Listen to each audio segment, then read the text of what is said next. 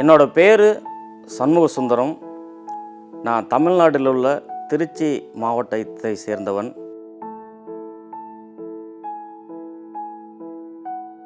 பிறந்ததுலேருந்து ஒரு ஸ்கூல் படிக்கும் போதெல்லாம் ரொம்ப நல்லா என்னுடைய வாழ்க்கை நல்லா படித்து நல்லா போயிட்டு இருந்தது. திடீர்னு பார்த்தா எனக்கு அடிக்கடி மூச்சு வாங்கும். அது ஏன் எதுக்குன்னு தெரியாது, மூச்சு வாங்கும். அப்புறம் தலைவலிக்கும். அதாவது 6வது 7வது படிக்கும்போது. அதுக்கப்புறம் நான் என்னன்னு தெரியலையே அப்படின்னு சொல்லிவிட்டு என்னை ஒரு 8 9வது படிக்கும்போது என்னை டாக்டர்கிட்ட என்னுடைய பெற்றோர்கள் கூப்பிட்டு போய் காமிச்சாங்க. என்னை பரிசோதித்த மருத்துவர்கள் என்னுடைய இருதயத்தில் 3 வால்வுகள் பழுதடைஞ்சிருக்கு. அதை அறுவை சிகிச்சை செஞ்சு முடித்தாலும் இவரை பிழைப்பார் அப்படிங்கிறது கொஞ்சம் கடினம்னு சொல்லிட்டாங்க. அதுக்கப்புறம் மாத்திரை அதெல்லாம் எழுதி கொடுத்தாங்க. நான் சாப்பிட்டுக்கிட்டு இருந்தேன். அப்போ எனக்கு ஒரு பயம் வந்துருச்சு. என்னடா இந்த வயசில் இப்படி வால்வு ப்ராப்ளம் வந்துருச்சேன்னு சொல்லிட்டு அது வரைக்கும் ரொம்ப சந்தோஷமாக விளையாண்டுட்டு இருந்தவன் எனக்கு டாக்டர்ஸ் நீ ஓடக்கூடாது, ஒடியாரக்கூடாது, நீ இப்படி தான் வாழணும், நீ குதிக்கக்கூடாது, பஸ் அதாவது எதையுமே வேகமாக நீ பண்ணக்கூடாது. இதனால் எங்கள் வீட்லேயும் என்னை விளையாடக்கூட விட மாட்டாங்க. ரொம்ப ஸ்ட்ரிக்டாக இருப்பாங்க. நீ எங்கேயும் போகக்கூடாதுப்பா, நீ நல்லா சாப்பிட்ணும், நீ பாட்டுக்கு ஸ்கூலுக்கு போகணும், வந்துடணும், படிக்கணும், வேறு எந்த ஒரு ஆக்டிவிட்டீஸும் பண்ணக்கூடாது அப்படின்னு சொல்லுவாங்க. இதில் எனக்கு இது இப்படியே போயிட்டு இருக்கும்போது எனக்கு ரொம்ப கவலையாயிடுச்சு. என்னடா அது வாழ்க்கை இது, இந்த வயசில் நம்ம நல்லா சந்தோஷமாக எல்லோரும் விளாட்றானுங்க, நம்மளால் விளாட முடியல. அந்த சின்ன வயசில் என்ன இருக்கும், ஒரு மாதிரி எனக்குள்ளேயே அப்படியே ஒரு, அதாவது நல்லா கவனித்தாலும் எப்போ சாவு வருமோ அப்படிங்கிற ஒரு பயம் எனக்கு அப்போயே என் வயசில் வந்துருச்சு.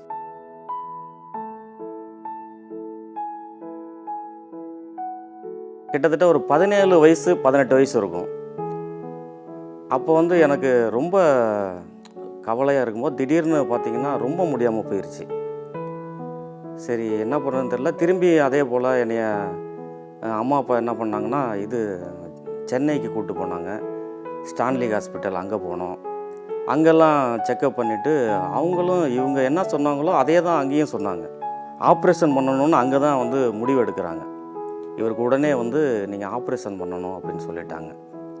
ஆனால் ஒரு 3 மாதத்துக்குள்ளே நீங்கள் ரெடி ஆகிக்கங்க அப்படின்னு சொன்ன பிறகு சரின்ட்டு நாங்கள் எல்லாம் வந்துட்டோம் வீட்டுக்கு. அப்போ ராமலிங்க நகரில் ஃபஸ்ட்டு கிராஸ் கடைசியில் எங்களுடைய நெசவாளர் காலனியில் நாங்கள் குடியிருக்கோம்.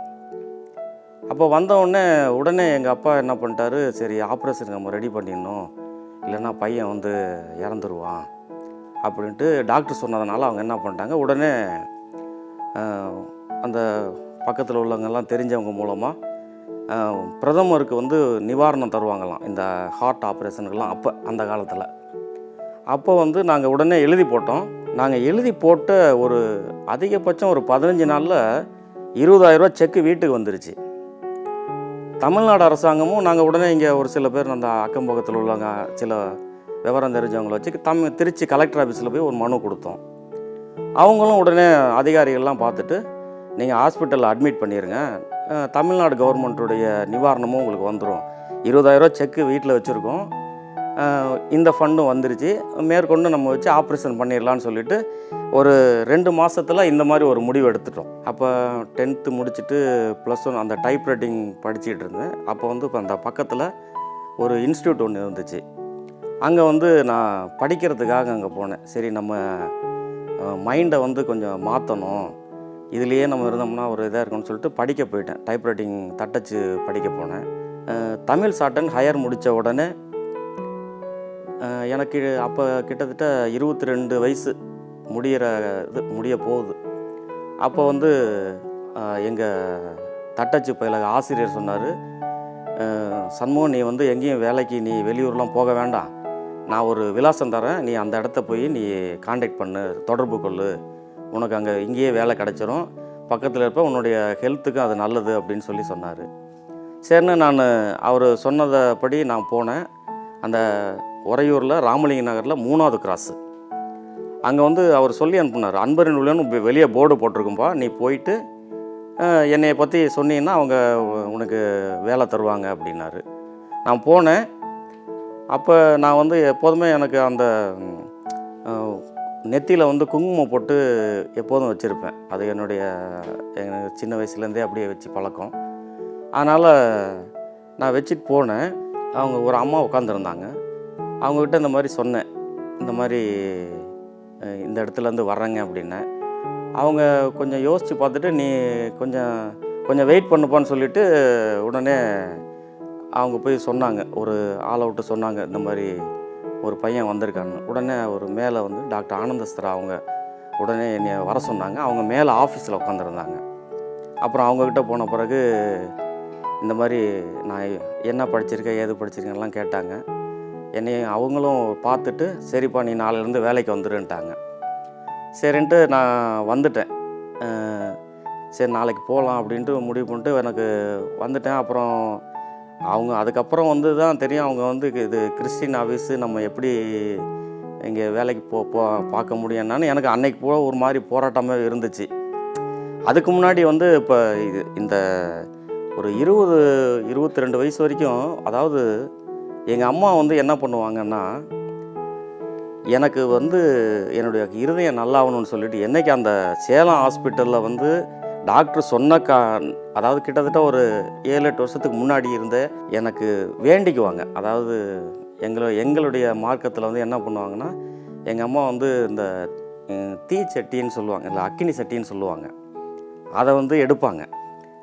இங்கேருந்து ஒரு சென்னை ரோட்டில் வந்து ஒரு கோயில் ஒன்று இருக்குது. அங்கே வந்து என்ன பண்ணுவாங்கன்னா எடுத்துகிட்டு போவாங்க. அப்போ என்னையும் கூட்டிகிட்டு போவாங்க. கூட்டிகிட்டு போய் என்ன பண்ணுவாங்கன்னா, எனக்கு மொட்டை அடிச்சிருவாங்க.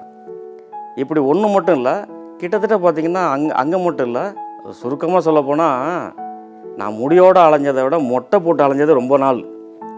ரொம்ப எனக்கு கஷ்டமாகவும் இருக்கும். ஆனால் அவங்க வந்து வேண்டிக்கிட்டு இந்த மாதிரிலாம் பண்ணுவாங்க. சரின்ட்டு நானும் சரி இருக்கட்டும்னு, இதெல்லாம் ஒரு பக்கம், அது ஒரு பக்கம் நடந்துக்கிட்டே இருக்கும். என் முகத்தில் சந்தோஷத்தையே பார்க்க முடியாது. என்ன இது இப்படின்னு சொல்லிட்டு தான் இந்த மாதிரி இந்த ஒரு இடத்த வந்து எனக்கு அறிமுகப்படுத்தினாங்க. உடனே நான் நைட்டெல்லாம் எனக்கு ஒரு மாதிரி போராட்டம் போகிறதுனாலும் மறுநாள் நான் வேலைக்கு வந்துட்டேன். 9 மணிக்கு கரெக்டாக ப்ரேயர்னு ஆரம்பிச்சிருவாங்க. பைபிள் எடுத்து படித்து ஏதாவது ஒரு பகுதியை படிப்பாங்க. அப்போ அந்த ஆஃபீஸில் ஏற்கனவே ஒரு 10-15 பேர் வேலைக்கு இருந்தாங்க. அவங்களும் என்ன பண்ணுவாங்கன்னா, எல்லோரும் அந்த 9 மணிக்கு 9:05க்கு எல்லோரும் அசம்பிள் ஆயிடுவோம். ஐயா வந்து இருந்தாங்கன்னா, ஐயா தான் ஆனந்தஸ்தர் ஐயா தான் வந்து பைபிள் படித்து அதோடைய விளக்கத்தையெல்லாம் சொல்லுவாங்க. அப்படி நாள் எனக்கு வந்து சொன்னாங்க, பைபிள் படித்தாங்க. எனக்கு வந்து கண்ணை மூடணும், பைபிள் படித்து அவங்க என்ன சொல்கிறாங்கன்னு எனக்கு ஒன்றுமே புரியாது. ஆனால் அவங்க ரொம்ப ஒரு பல விஷயங்களை சொல்லுவாங்க. அப்போ நாள் எனக்கு ஒன்றும் புரியல. சரின்னு அப்படியே வந்தேன், மேலே வந்தேன். டைப்ரைட்டிங் வந்து சும்மா இந்த லெட்ரு அடிப்பா, அந்த லெட்ரு அடிப்பாம்பாங்க, நான் அடிப்பேன். அப்போ இருந்த பிரதர் வந்து ஒரு இருக்கார், அவர் வந்து எனக்கு சொல்லிக் கொடுப்பார்.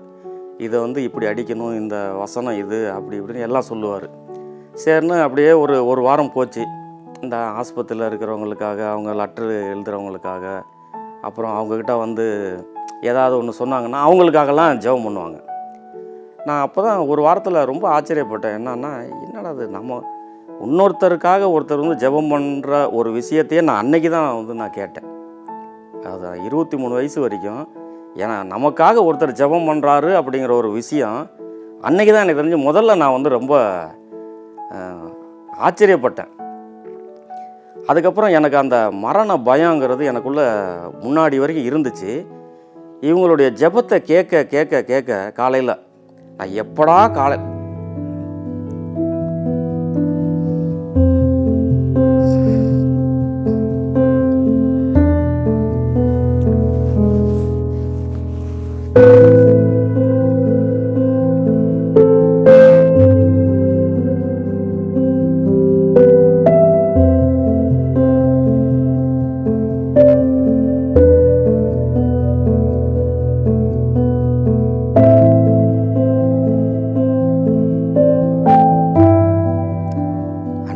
கண்டிஷனுக்கு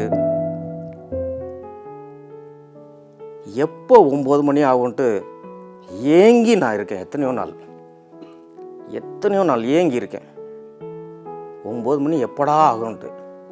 ஏன்னா அந்த 1 மணி நேரம் தான் எனக்கு நிம்மதி. அந்த அவர் சொல்கிற டாக்டர் ஆனந்தஸ்தர் அவங்க சொல்கிற வசனம், அந்த வசனம் எனக்கு புரியாது. ஆனால் அவங்க சொல்கிற ஒரு விளக்கம், ஐயா வந்து வாரம் வந்து மீட்டிங் போயிடுவாங்க. அப்போ அவங்க இல்லாத நாட்களில் மார்கஸ்தர் அம்மா வந்து தன்னுடைய செய்தியை கொடுப்பாங்க. அவங்களும் வந்து அந்த வசனத்தை சொல்லும்போது எனக்கு வந்து அந்த வசனம் அந்த ஜெபம் என்னை கொஞ்சம் கொஞ்சமாக எனக்கு இருந்த அந்த மரண பயம். முன்னாடி நினப்பேன், என்னத்தை நாளைக்கு நம்ம இருக்க போகிறோமா, நம்ம எத்தனை நாளைக்கு இருக்க போகிறோமா, இதே தான் சிந்திச்சிட்டு இருப்பேன். இங்கே வந்தோடனே எனக்குள்ளே அந்த மரண பயம் அப்படியே கொஞ்சம் கொஞ்சமாக என்னை விட்டு போச்சு.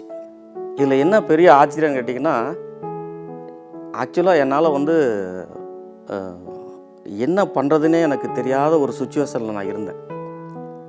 சில நேரம் வந்து எங்கேயாச்சும் போயிடலாமான்னு கூட இருந்தேன். ஆனால் இந்த வசனமும் இந்த ஜெபமும் என்னை அவங்க வந்து நீ வந்து ஜெபம் பண்ணுப்பான்னு அவங்க ஒரு நாள் சொன்னதே இல்லை. நீ வேற நான் வேற அப்படிங்கிற அந்த பாகுபாடே அவங்கக்கிட்ட இல்லை. ஒரு வேளை நான் சாப்பிட்லன்னு வைங்களேன், நானும் இல்லை, அந்த ஆஃபீஸில் யாராச்சும் அவங்க விடவே மாட்டாங்க. ஐயாவாக இருந்தாலும் சரி, அம்மாவாக இருந்தாலும் சரி, உடனே சாப்பிட வச்சாதான் அவங்களுக்கு வந்து நிம்மதி. அதுபோல் நிறைய விஷயங்கள் சொல்லிகிட்டே போகலாம். ஆஃபீஸ்க்குள்ளே ஒரு உபவாச ஜெபம்னு நடத்துவாங்க, மாதத்தில் ஒரு நாள் நடத்துவாங்க. அப்போ வந்து நாங்கள் எல்லோரும் ஜெபம் பண்ணும்போது தான் ஐயா வந்து கையை வச்சோன்னா எனக்கு என்னை அறியாமல் நான் ரொம்ப இதாகிடுச்சு. எனக்குள்ளே ஏதோ ஒரு இறங்கின மாதிரிலாம் இருந்தது. அதுக்கப்புறம் நான் வந்து ஆண்டவருக்கு நான் என்னை ஒப்பு கொடுத்த உடனே அப்புறம் வழக்கம் போல் காலையில் ஜெபம், மத்தியானம் சாப்பிட போகும்போது ஜெபம், சாயங்காலம் வேலையை விட்டு போகும்போது ஜெபம், அப்புறம் நாங்கள் போயிட்டு வந்துட்டு ராத்திரியும் ஜெபம்.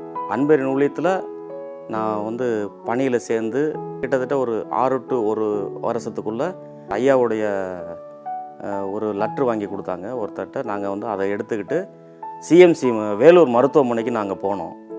அந்த பழைய டாக்டர்ஸ் கொடுத்த ரிப்போர்ட்டு எல்லாத்தையுமே நாங்கள் எடுத்துக்கிட்டு போனோம். அங்கே போயிட்டு சில பரிசோதனைகள்லாம் எனக்கு செஞ்சாங்க. எக்கோன்னு சொல்லுவாங்க, அதான் இருக்கிறதுலே பெரிய டெஸ்ட். அப்போல்லாம் எம்ஆர்ஐ அப்படிலாம் கிடையாது. அந்த எக்கோ டெஸ்ட்டெல்லாம் வந்து பார்த்துட்டு மறுநாள் அந்த டாக்டர் கூப்பிட்டு என்கிட்ட சொன்னாங்க, எங்கள் அம்மா அப்பாவும் கூட இருந்தாங்க, இவருக்கு வந்து ஆப்ரேஷனே தேவையில்லைங்க, இவர் வந்து நல்லா இருக்கார், எந்த பிரச்சனையும் கிடையாது, தாராளமாக வந்து திருமணம் கூட செஞ்சுக்கலாம், அந்தளவுக்கு அவங்க வந்து எனக்கு தைரியம் சொல்லி எனக்கு வந்து பயப்படாமல் நீங்கள் போகலாம் அப்படின்னு சொல்லி அனுப்பிட்டாங்க. அன்றைக்கி வந்து நான் அடைஞ்ச சந்தோஷத்துக்கு அளவே இல்லைங்க. அப்படி ஒரு சந்தோஷம். அவங்க சொல்ல எனக்கு வந்து அவ்வளோ சந்தோஷப்பட்டேன். பல டாக்டர்ஸ்கிட்ட நான் வந்து வைத்தியம் பார்த்துருக்கேன். இதில் என்னன்னா, எனக்கு வைத்தியம் பண்ண பல டாக்டர்ஸ் உயிரோடு இல்லை, அவங்க வந்து காலமாயிட்டாங்க. ஆனால் அவங்க எனக்கு வந்து நாள் குறித்தாங்க. ஆனால் ஆண்டவருடைய கிருபையினால் நான் இன்ன வரைக்கும் உயிரோடு இருக்கேன். இயேசுடைய அன்பை நான் வந்து அதுக்கப்புறம் ரொம்ப ருசிக்க ஆரம்பித்தேன். முன்னே அந்த நம்ம அன்பரின் ஊழியத்தில் பத்திரிக்கை துறையில் அன்னையிலேருந்து கிட்டத்தட்ட ஒரு 27-8 ஆண்டுகளாக நான் வந்து பத்திரிக்கை துறையில் ஹெச்ஓடியாக இருக்கேன். இடையில் வந்து எனக்கு வந்து திருமணமும் நடந்தது. எனக்கு 2 பசங்க பிறந்தாங்க. அவங்களும் வந்து படித்து இன்றைக்கி பெரியவன் வந்து ஒரு நல்ல வேலையில் ஐடி துறையில் ஒரு கம்பெனியில் வேலை பார்க்குறான். என்னுடைய வாழ்க்கையில் இன்றைக்கி வந்து கிட்டத்தட்ட அது 35 வருஷத்தை நான் கடப்பேனா, அதாவது இன்றைக்கி 56 வயசு ஆச்சு. 35 ஆண்டுகளுக்கு மேலே நான் உயிரோடு இருக்கிறது எனக்கு அதுக்கு முக்கிய காரணமே வந்து இயேசு கிறிஸ்துவனுடைய அன்பு தாங்க, அந்த ரட்சிப்பு தாங்க, அந்த வசனம் தான், அந்த வார்த்தை தான். அந்த வார்த்தையில் இன்றைக்கி நான் பழச்சிக்கிட்டு இருக்கேன். அதுக்கு எனக்கு ரொம்ப உறுதுணையாக இருந்தது. உண்மையிலே இயேசுவின் அன்பு எனக்கு வேறு யார் மூலமாகவும் எனக்கு தெரியல. இது எப்படி ஜெபம் பண்ணுறது என்ன எதுவுமே தெரியாது. அதை வந்து கொஞ்சம் கொஞ்சமாக சொல்லி கொடுத்து அந்த அன்பை எனக்கு வந்து அவர் இயேசுவின் அன்பை முழுவதுமாக கொடுத்தது வந்து ஆனந்தஸ்தர் ஐயாவும் அம்மாவும் தான். எனக்கு அவங்கள வாழ்க்கையில் என்னால் மறக்கவே முடியாது. அப்படி ஒரு அன்பு எப்போதுமே, அந்த ஆண்டவருடைய அன்பு, அடுத்தது இவங்களுடைய அன்பு. அப்புறம் என்னைய பார்த்துட்டு எங்கள் வீட்லேயும் ரொம்ப சந்தோஷம். நீ வணங்குற தெய்வம் வந்து உன்னை கைவிடவே இல்லைடா அப்படின்னு சொல்லிட்டு இன்றைக்கு வரைக்கும் சந்தோஷமாக பத்திரிகை துறையில் நான் வேலை பார்த்துட்ருக்கேன். நன்றி, வணக்கம்.